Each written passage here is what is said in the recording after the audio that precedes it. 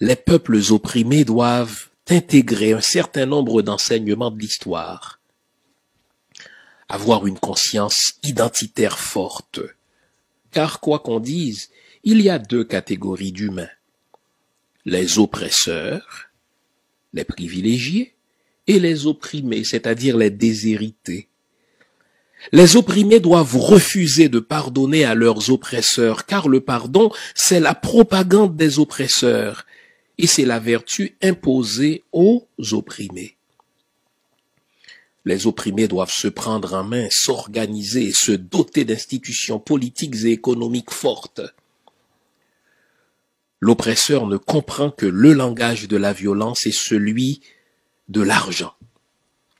Le respect s'impose, mais ne se négocie pas. Les opprimés doivent investir les avenues du pouvoir, car c'est par la politique qu'on change les mœurs. Enfin, la véritable justice commande une réparation proportionnelle à l'offense.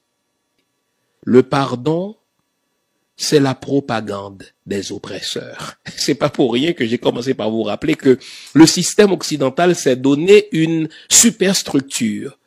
C'est la religion judéo-chrétienne. Que dit la religion judéo-chrétienne? Si on te gifle sur la joue droite, tourne la joue gauche. Est-ce que nous nous sommes jamais posé la question à savoir, mais qui a écrit ça? Pensez-vous que c'est celui qui a reçu la gifle, qui a écrit la Bible en disant, écoutez, si tu reçois une autre gifle sur la joue gauche, montre la joue droite? Pas du tout. La Bible est écrite précisément par la personne qui donne la gifle. La Bible, n'est-ce pas, est promue par la personne qui donne la gifle. Vous savez, et là je vais citer Elie Wiesel, nous n'avons pas le droit de pardonner. Le pardon, c'est la propagande des oppresseurs et c'est l'éthique ou la vertu imposée aux opprimés. Suivez bien le comportement de nos frères aux États-Unis. Aujourd'hui, ils sont dans la rue. Et pas seulement aux États-Unis, heureusement. Nous sommes partout. Bien sûr qu'il y a des enfants qui font partie de la classe des seigneurs, qui nous accompagnent dans cette lutte légitime qui consiste à réclamer justice pour George Floyd. Mais dans les prochains jours, tout ça va disparaître. En attendant qu'on tue un autre Floyd, nous pardonnons trop facilement. C'est ça notre faiblesse à nous. Nous pardonnons trop facilement. Nous oublions trop facilement les traumatismes et nous sommes prêts à passer l'éponge pour reprendre la vie comme si rien ne s'était passé.